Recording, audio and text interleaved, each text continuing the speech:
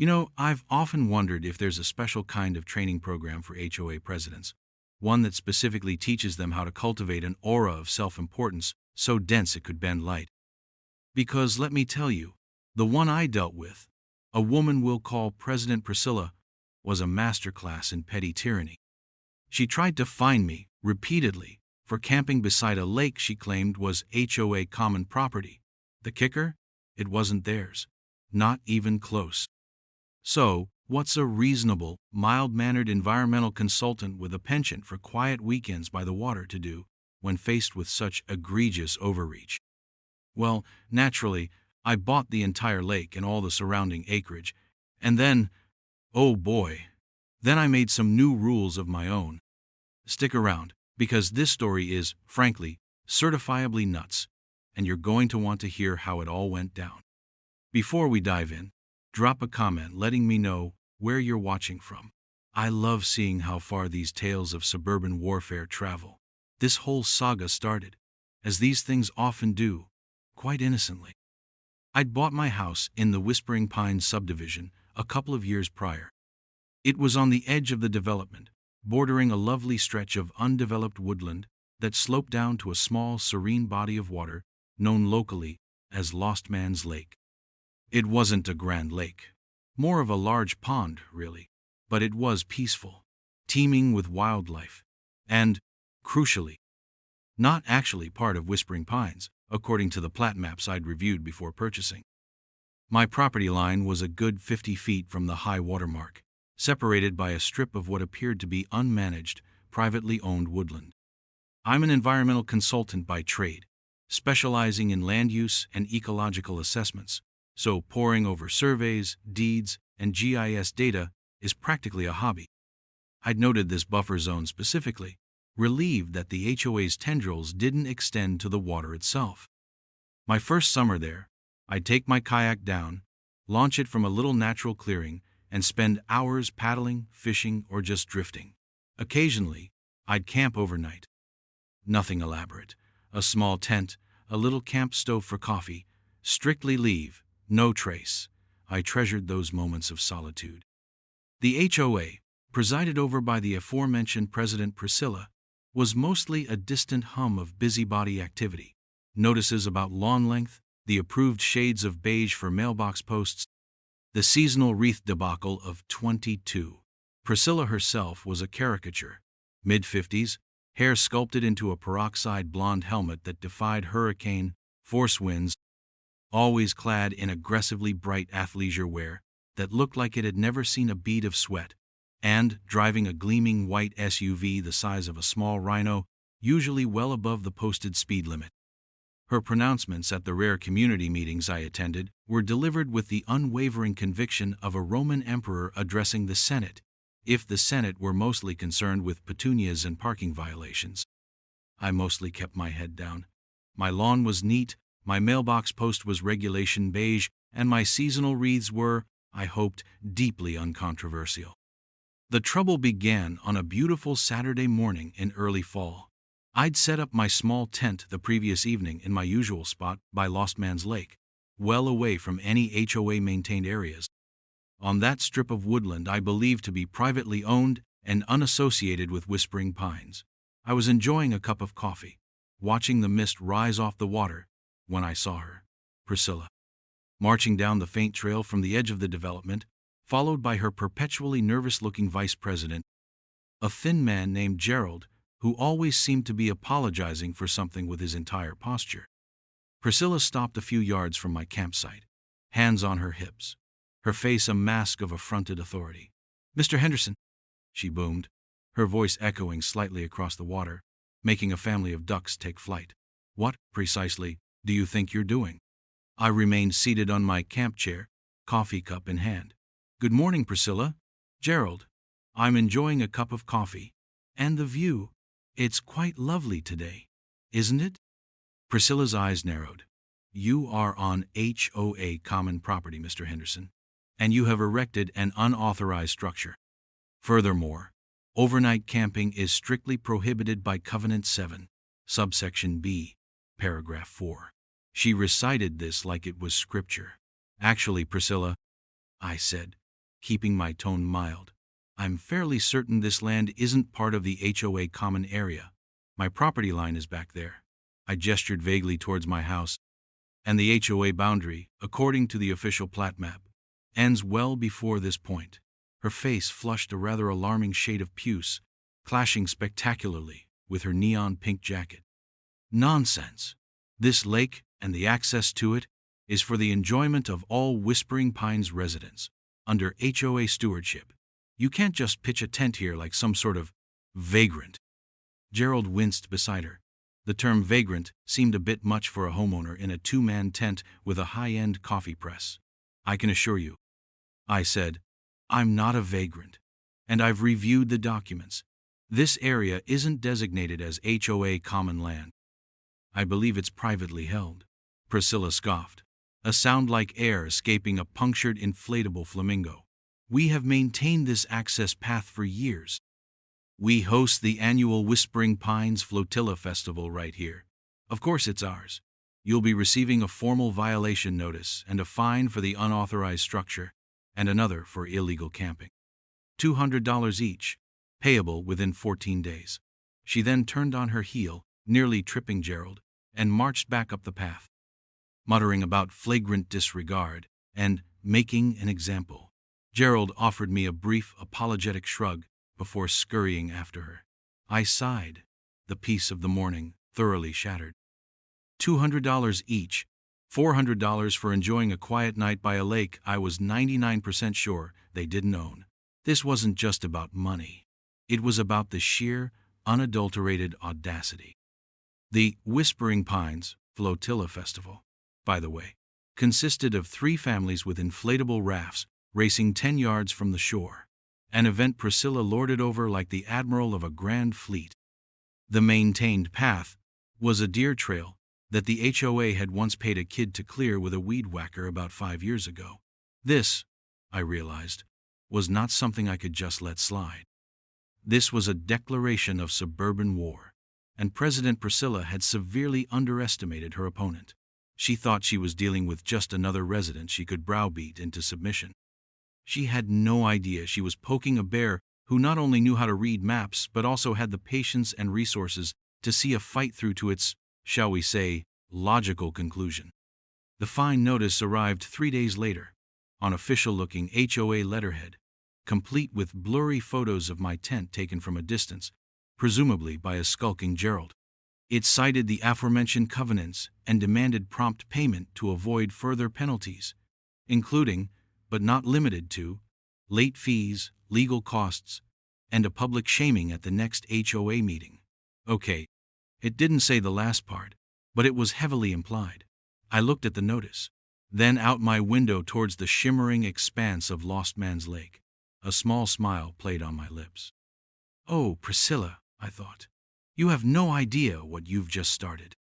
The first step, of course, was to confirm with absolute certainty what I already strongly suspected, the true ownership status of that patch of woodland and the lake itself. My initial pre-purchase research had been for my own due diligence, but now, this was for ammunition. I pulled up the county's Geographic Information System, the GIS portal. It's a fantastic tool, layers upon layers of property data, zoning information, topographical maps, aerial imagery, all publicly accessible if you know where to look. I located my own parcel, then the adjacent ones that constituted the Whispering Pines HOA. The lines were clear, digitally delineated with precision. And just as I remembered, the HOA's collective boundary stopped short of the lake by a significant margin. The land where I camped, the surrounding woods, and the entirety of Lost Man's Lake itself were designated as a separate, distinct parcel, under a different ownership entry entirely. It wasn't unowned or county land or state land. It was listed under Blackwood Creek Properties LLC. I made a note of the parcel identification number. The next morning, I took a drive to the county courthouse, specifically the Recorder of Deeds office. Mrs. Henderson, a delightful woman with spectacles perched on her nose and a encyclopedic knowledge of local land history, had helped me before when I was researching some wetland delineation for a client. Mr. Henderson, back again? she chirped as I approached the counter. What mystery are we unraveling today? Buried treasure? A long-lost heir? I chuckled. Something a little less romantic, I'm afraid, Mrs. Henderson. Just trying to confirm the ownership of a particular parcel. Number 47 B/221 Alpha. She typed expertly into her computer, her brow furrowed in concentration. Ah, yes. Lost Man's Lake and the surrounding 27 acres. Interesting. She printed out the current deed and the historical chain of title. Blackwood Creek Properties, LLC. She confirmed. Registered agent is a law firm downtown. Looks like they've owned it since 1978. Acquired it from the estate of an old timber family, the McAllisters. And the Whispering Pines HOA? I asked. Do they have any recorded easements, rights of way, leases, anything at all pertaining to this parcel? Mrs. Henderson clicked a few more times. Nothing recorded, Miss Henderson. No easements, no leases, no liens from the HOA. As far as the county records are concerned, Blackwood Creek Properties, LLC has sole, unencumbered title to that land. Whispering Pines has no legal standing there whatsoever. She handed me the printouts. Of course, she added, lowering her voice slightly. That doesn't always stop an ambitious hoe from acting like they own something, does it? I grinned. You've hit the nail on the head, Mrs. Henderson. Thank you, you've been an immense help. Armed with official county documents, my next step was to craft a polite but firm response to President Priscilla's violation notice. I scanned the deed information and a snippet of the county GIS map clearly showing the parcel lines, then composed a letter. In it, I respectfully pointed out that the location of my campsite was, according to official county records, on parcel 47 B/221 Alpha, owned by Blackwood Creek Properties LLC, and not on HOA common land. Therefore, HOA Covenants 7B4 did not apply, and the fines were invalid. I included copies of the relevant documents and suggested that the HOA board might want to consult the official plat maps of the subdivision to clarify the boundaries of their jurisdiction. I sent it via certified mail, return receipt requested, because I had a feeling Priscilla wasn't the type to admit a mistake gracefully or at all. I also paid a visit to my friend and neighbor Tom, who lived a few doors down. Tom was a retired engineer, quiet and observant, and had lived in Whispering Pines since it was first developed. He'd seen a parade of HOA presidents come and go. Priscilla's on the warpath about the lake again, huh? He said, shaking his head as I recounted the incident over coffee in his kitchen. She does this every few years, tries to assert control over it. Thinks it makes the HOA look more prestigious if they can claim lakefront access. Old man Hemlock, who owned the parcel before Blackwood Creek Properties, nominally bought it, though I suspect Blackwood is just a holding company for the Hemlock descendants, used to come down once a year and run her off. He'd wave his deed in her face and threaten to call the sheriff. Haven't seen anyone from Blackwood in ages, though. This was interesting. So, there was a history of this overreach, and a history of it being challenged. She actually fined me $400, I said. Tom whistled. She's getting bolder. Or more desperate. The HOA finances aren't exactly stellar, from what I hear. They overspent on that new grand entrance sign that looks like something out of a low-budget casino. I filed that nugget of information away. An HOA with financial woes might be more inclined to levy spurious fines. So, what are you going to do? Tom asked. Sent them a letter with the proof, I said. We'll see how she responds. But, Tom, this has got me thinking. If Blackwood Creek Properties isn't actively managing that land, and Priscilla keeps trying to encroach, maybe there's another way to solve this permanently. Tom raised an eyebrow. Oh? You've got that look in your eye, Henderson. The one you get before you launch into some meticulously researched project that makes everyone else's head spin. I just smiled. The seeds of a much grander plan were beginning to sprout. Priscilla had wanted control of the lake. She was about to find out what happens when you try to take something that isn't yours from someone who knows how to play the long game. The return receipt for my certified letter came back signed by Gerald predictably. Then, silence. A week passed. 2 weeks. The 14-day deadline for paying the fine came and went. I half expected another thundering missive from Priscilla, or perhaps a summons to an HOA tribunal. Instead, nothing. It was an unnerving quiet. Too quiet. I knew Priscilla. She wasn't the type to simply admit she was wrong and drop the matter, especially not after I'd so thoroughly and publicly, well, to her and Gerald, debunked her authority. Her ego wouldn't allow it. My guess was she was either fuming and plotting, or, more likely, consulting the HOA's lawyer, a fellow named Marcus Thorne, whose primary qualifications seemed to be his ability to write threatening letters on expensive letterhead without actually understanding the underlying legal principles. I decided it was time to do a little more digging into Blackwood Creek Properties LLC. An LLC can be a bit of an opaque entity, but the registered agent, the law firm Mrs. Properties LLC, Henderson had mentioned, was a public record. I looked them up. Dewey Cheatham Howe, a small, rather old-fashioned firm in a slightly faded downtown office building. It had the air of a place that handled wills and estates for families who'd been wealthy for generations, but weren't flashy about it. This squared with Tom's information about the Hemlock family. My professional background often involved identifying landowners for environmental impact statements or remediation projects, so I had a few tricks up my sleeve for peeling back the layers of corporate ownership. Sometimes it led to a major corporation, sometimes to a family trust, sometimes to a single individual. Using a few online databases and a bit of cross-referencing, I managed to trace Blackwood Creek Properties LLC, not to a large conglomerate, but to a single contact person listed in some older, obscure state environmental permit filings related to timber harvesting on other, unrelated parcels they'd once owned decades ago. The name was Alistair Hemlock. A quick search for Alistair Hemlock revealed an address in a quiet, affluent suburb several counties away, and a phone number. This was promising. He was likely an heir of the original timber family. The 27 acres of Lost Man's Lake was probably a forgotten remnant of a much larger portfolio, perhaps overlooked or considered too small to bother with active management. This often happens with legacy landholdings.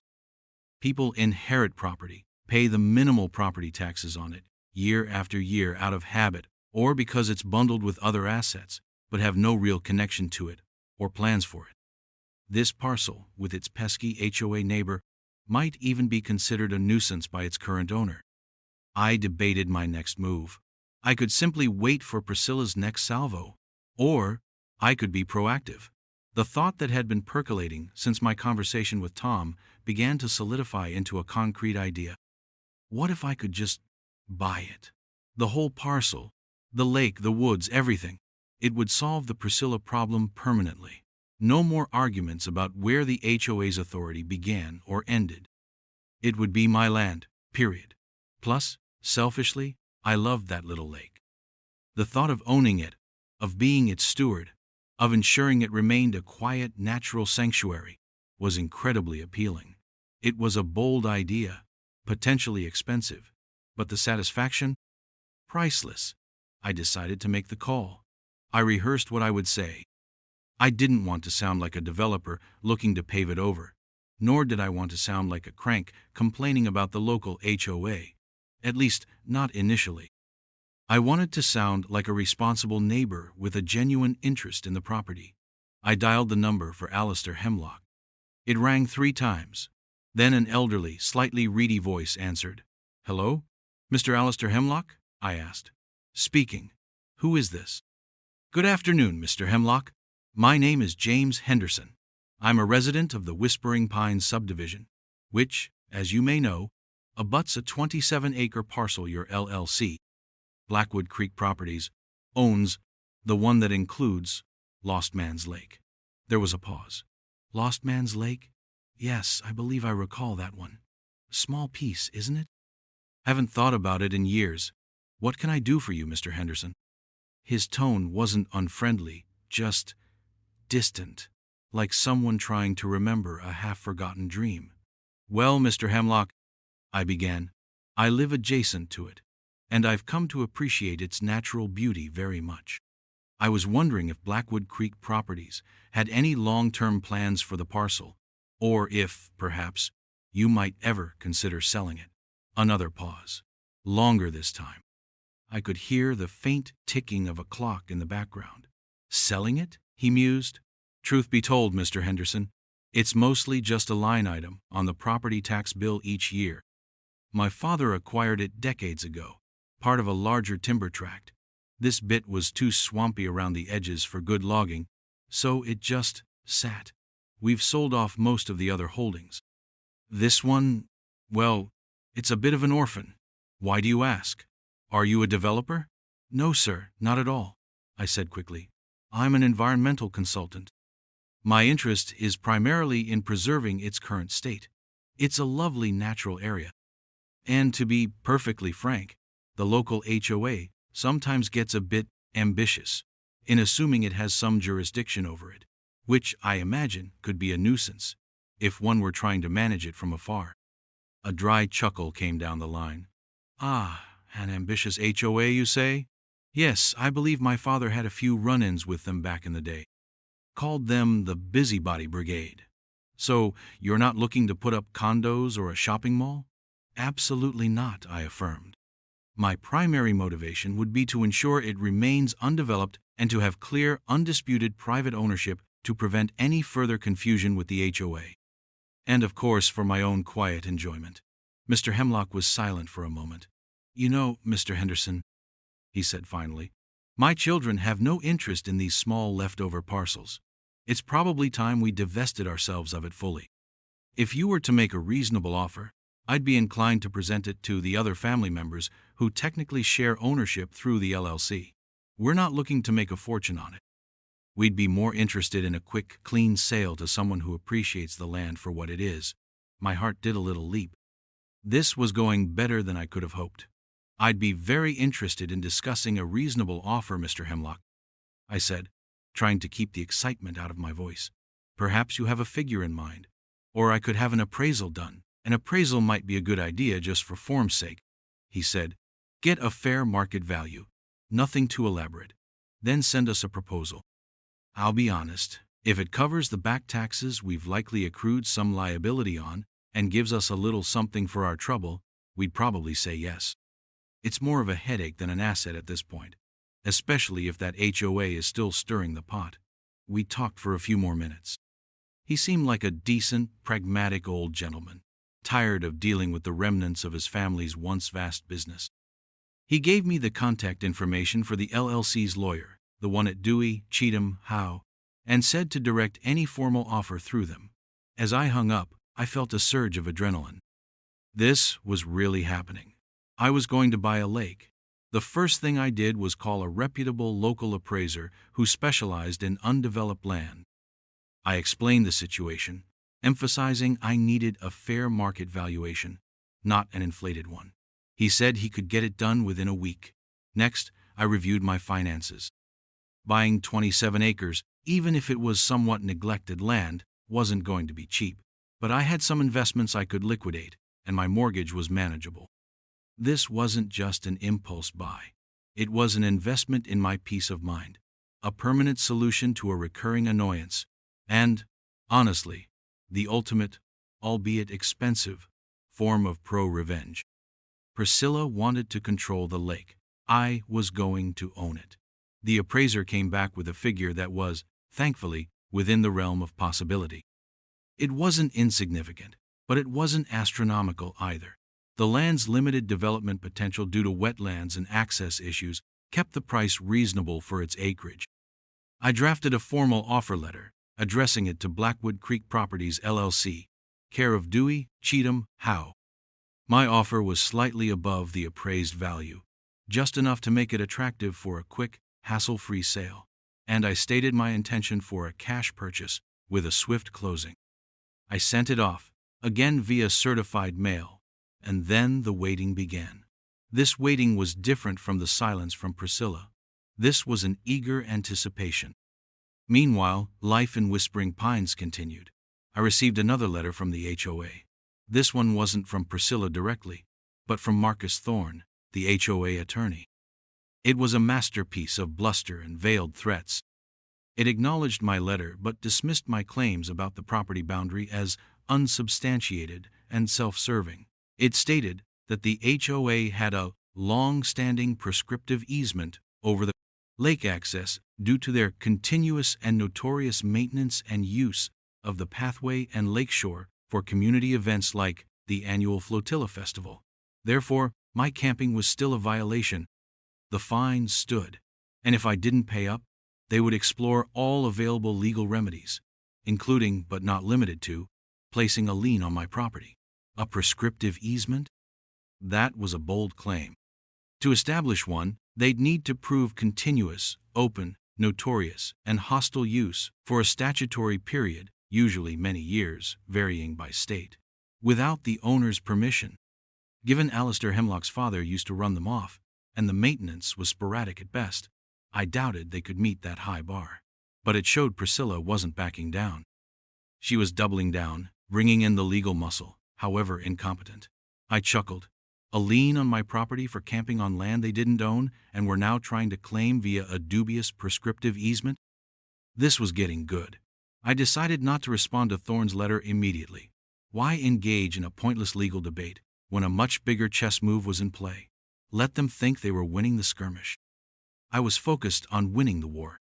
A week later, I received a call from Mr. Hemlock's lawyer. Mr. Henderson. A dry, precise voice said, "This is Arthur Grumbles from Dewey, Cheatham Howe. We represent Blackwood Creek Properties, LLC. We've received your offer for parcel 47 B/221 Alpha." My breath caught. Here it was. "Yes, Mr. Grumbles," I said, trying to sound calm and professional. "Mr. Hemlock and the other members of the LLC have reviewed your offer," he continued, his voice betraying no emotion. "They find it acceptable." I nearly dropped the phone. Acceptable? They'd accepted my offer. "They appreciate your desire for a quick cash closing and your stated intent to preserve the land. We can prepare a purchase agreement and aim to close within 30 days, if that works for you." 30 days is perfect, Mr. Grumbles," I managed, a huge grin spreading across my face. "Excellent. I'll have the agreement drafted and sent over to you for review by the end of the week. You'll want your own attorney to look it over, of course." "Of course," I said, already mentally running through a list of real estate lawyers I knew. The next few weeks were a flurry of activity, but a happy, purposeful flurry. I engaged a sharp real estate attorney, Sarah Chen, who reviewed the purchase agreement meticulously. It was straightforward, as Mr. Grumbles had promised. We arranged for title insurance, a survey update, just to be absolutely sure of the boundaries I was acquiring, and set a closing date. I liquidated some stocks, moved funds around, and tried to act nonchalant whenever I saw Priscilla patrolling the neighborhood in her Rhino SUV, her expression one of perpetual disapproval. She had no idea. The survey crew went out, very discreetly. They confirmed the boundaries precisely as shown on the county GIS and the old plat maps. 27 pristine acres, including the entirety of Lost Man's Lake, were about to be mine. The day of the closing arrived. I met Sarah at the title company's office. Mr. Grumbles was there, looking exactly as his name suggested. A bit rumpled, a bit dusty, but with shrewd eyes. The paperwork was voluminous, but it all boiled down to one simple fact. In exchange for a certified check, Blackwood Creek Properties, LLC, was transferring all rights, title, and interest in parcel 47 B/221 Alpha to James Henderson. I signed my name what felt like 100 times. Then Mr. Grumbles slid a freshly executed deed across the table. "Congratulations, Mr. Henderson," he said, with the faintest hint of a smile. "You own a lake." I picked up the deed, the official document, tangible proof of ownership. It felt surprisingly heavy, not just in paperweight, but in significance. I owned a lake, and Priscilla had no idea. Sarah and I shook hands with Mr. Grumbles, and then we were done. She said she'd handle the recording of the deed at the courthouse immediately. Within a few hours, it would be official public record. Walking out of the title company, deed in hand, or rather, a copy, As Sarah was filing the original, I felt an almost giddy sense of triumph. It was an expensive way to deal with an HOA bully, no doubt about it. Some might call it excessive. I called it a permanent solution. That evening, I didn't go down to the lake. Not yet. I wanted the deed to be officially recorded first. I wanted everything to be perfectly, unimpeachably in place before I made my next move. Instead, I sat on my porch, looking out towards the trees that fringed my new property, and savored the moment. Priscilla and her lawyer, Marcus Thorne, were probably still congratulating themselves on their threatening letter, thinking they had me on the ropes over a ridiculous $400 fine. They were playing checkers, bless their hearts. I was playing multi-dimensional chess, and I'd just executed a checkmate they hadn't even seen coming. The next morning, Sarah called to confirm. The deed was recorded. Parcel 47B/221 Alpha was now officially, publicly, and indisputably mine. It was time. I had a few things I'd ordered online in anticipation of this day. The first was a set of professionally made, private property, no trespassing signs. The second, a larger, custom-made sign that I was particularly proud of. I spent the morning installing them. The private property signs went up at regular intervals, along the entire boundary line where my new property met the HOA common areas and the road frontage it had on a small, unpaved county lane on its far side. They were clear, polite, but unambiguous. Then, I took the larger sign down to the main access point from Whispering Pines, the very path Priscilla had claimed the HOA maintained. It was a sturdy, weather-proofed wooden sign, elegantly routed. It read, Lost Man's Lake, Henderson Nature Preserve, private property, access by invitation only, all HOA prescriptive easement, claims preemptively denied. Yes, Priscilla, this means you. Okay, I admit, the last parenthetical part was perhaps a touch juvenile. But oh, it felt good. I hammered it firmly into the ground. Then, just for good measure, I unfolded my camp chair, set up my little stove, and started making a celebratory cup of coffee, right there by my new sign, on my new land. I didn't have to wait long.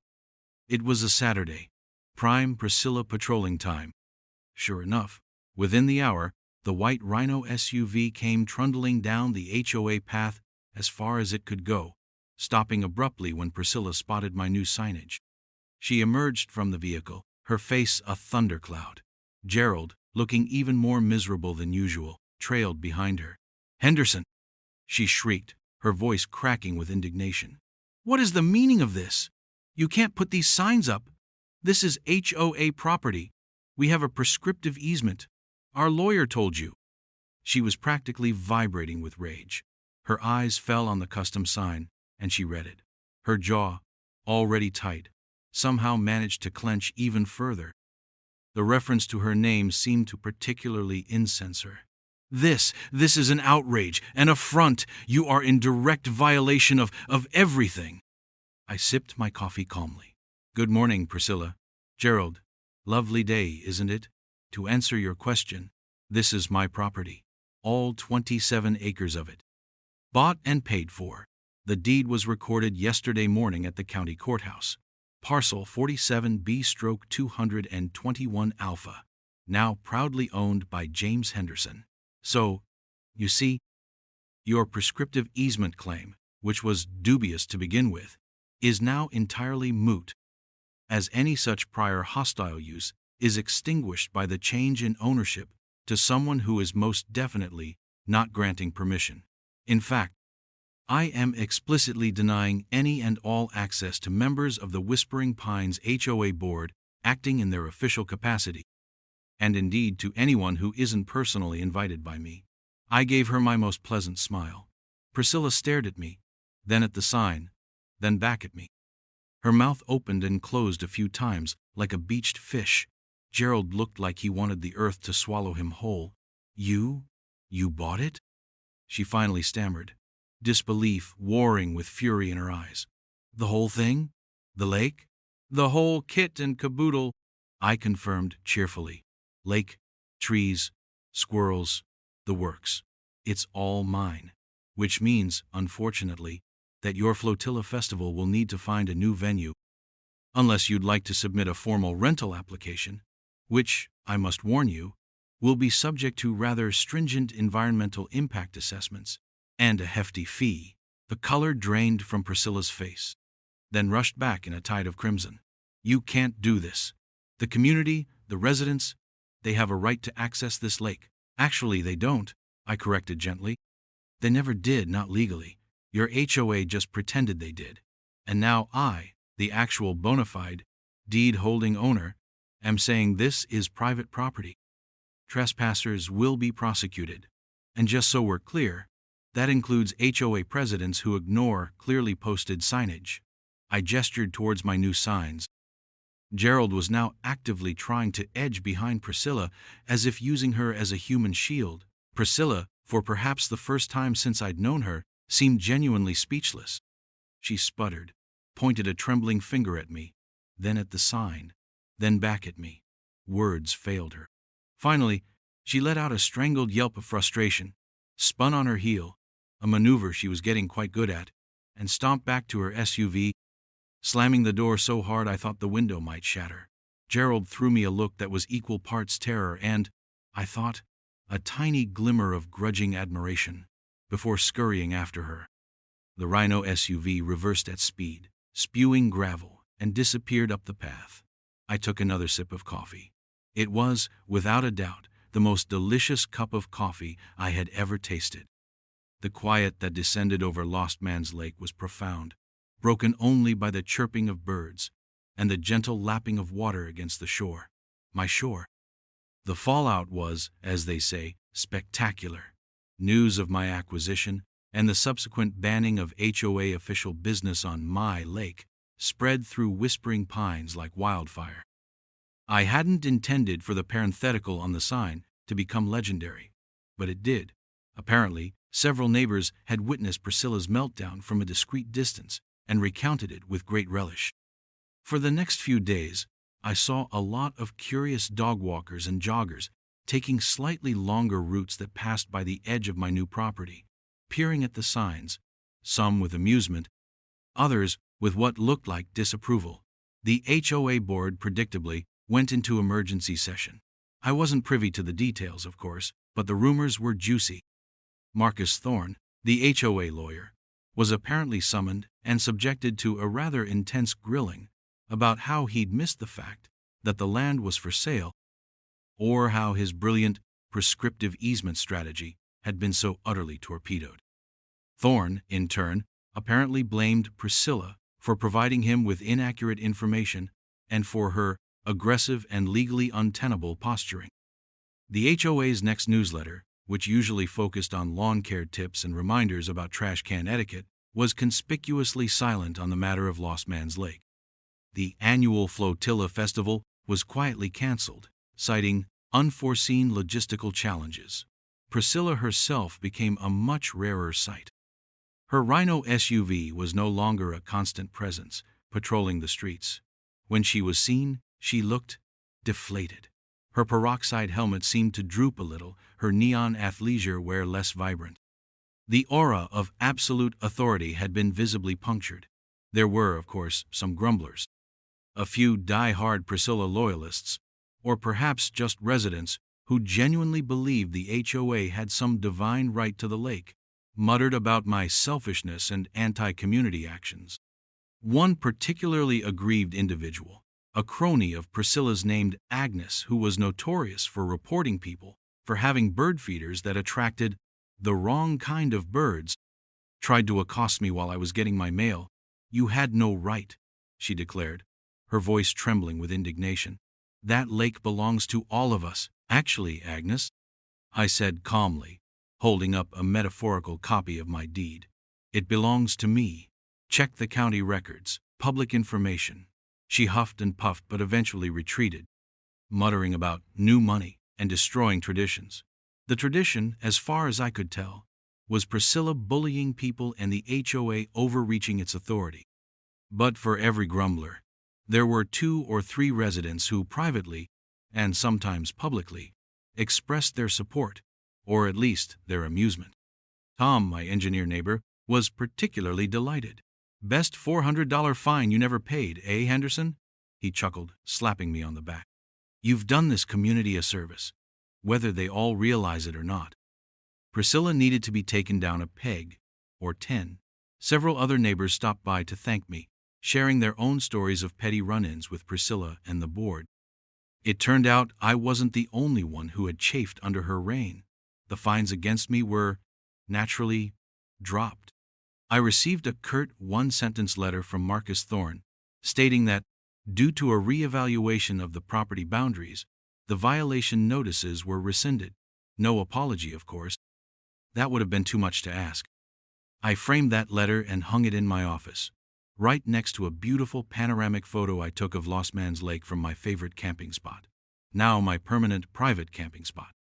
As for the lake itself, it thrived. I spent my weekends clearing out some of the actual trash that had accumulated over the years: plastic bottles, old tires, things the HOA's maintenance had never touched, improving the small trail system for my own use, and just enjoying the peace. I put up a few birdhouses and bat boxes. I even consulted with a local wildlife biologist about how to best enhance the habitat for native species. It became my sanctuary. I wasn't entirely a hermit about it, though. I let Tom fish there whenever he wanted. I invited a few other friendly neighbors for small, quiet picnics. I even hosted a nature photography walk for a local elementary school class, with strict rules about respecting the environment. The point was, it was my land, and I could choose who to share it with, and on what terms. The real kicker came about 6 months later, at the HOA's annual meeting. Priscilla, looking subdued and considerably less imperious, did not run for re-election as president. In fact, she didn't even run for a board position. The new HOA president was a mild-mannered accountant named Susan, who seemed more interested in balancing the budget and ensuring the sprinklers worked than in territorial conquest. The whole tone of the HOA shifted. It became less about power trips and more about actual community management. The reign of Priscilla was well and truly over. Sometimes, when I'm sitting by the lake in the early morning, coffee in hand, watching the mist rise, I think about the absurdity of it all.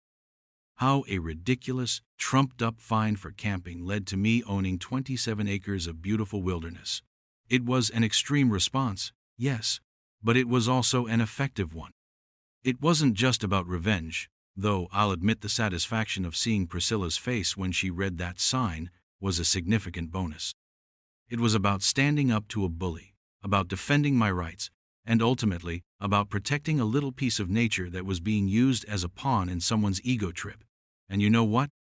I'd do it all again. So, what's the craziest HOA story you've ever heard? Or better yet, what's the most satisfying way you've ever seen an overzealous HOA president get their comeuppance? Let me know in the comments below. Thanks for watching, and I'll catch you on the next one. Don't forget to like and subscribe if you enjoyed this little tale of aquatic acquisition and petty tyrant takedown.